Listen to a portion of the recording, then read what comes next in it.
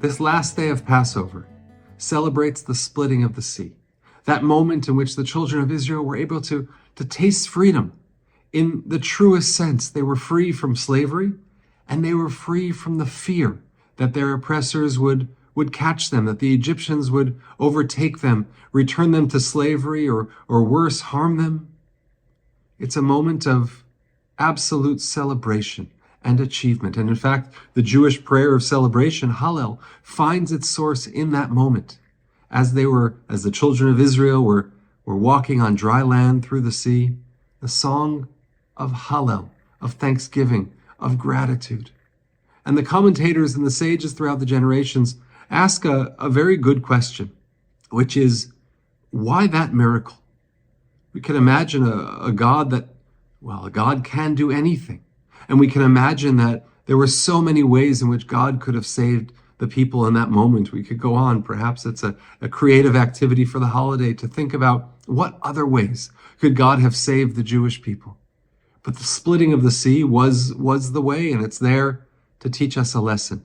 And there's an extraordinary insight that was first shared, I believe, by Rav Shmuel Ehrenfeld, who was the Chatan Sofer, the grandson of the Chatam Sofer in the 18th century.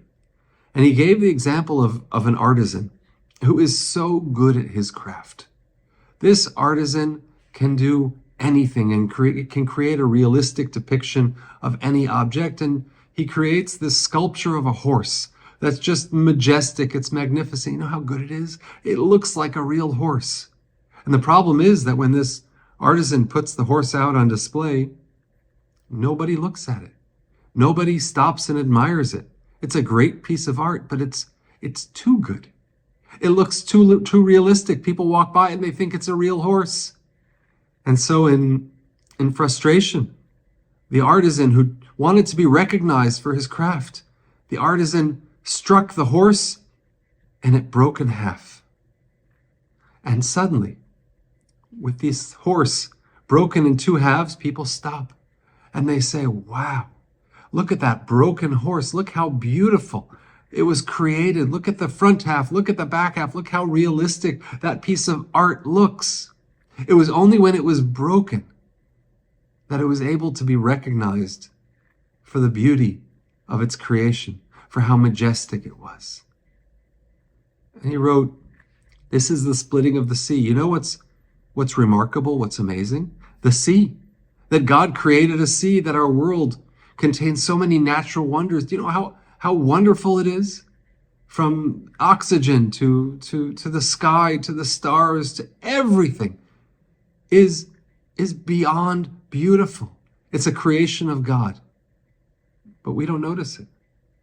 We take it for granted. It just is. And so too the sea just is. But when it was split, wow. Do you see what God can do? God can split the sea. Splitting the sea is as great an act as creating a sea or sustaining or maintaining a sea. But when it's broken, its beauty becomes realized. It's on display for all to see. People stop and they notice. And perhaps this is a lesson for broken times. That sometimes we take life for granted.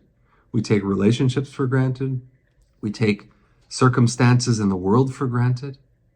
And only when things fall apart to a certain degree do we have the ability to step back and say, wow, how beautiful that is, how beautiful that was when it was whole. So much of the brokenness is absolutely devastating, of course. But perhaps the splitting of the sea teaches us that it can come to and lead to a realization of the beauty that God has created, and we should never take that beauty for granted ever again. That's a lesson in interpretation of the splitting of the sea, and take time in this holiday to think through this question on your own. What are the lessons that the splitting of the sea teaches us? Because God could have saved us in any way possible. That particular way is there for a reason, and that reason is for us to explore and to discover throughout the generations. Wishing you a Shabbat Shalom and a Chag Sameach.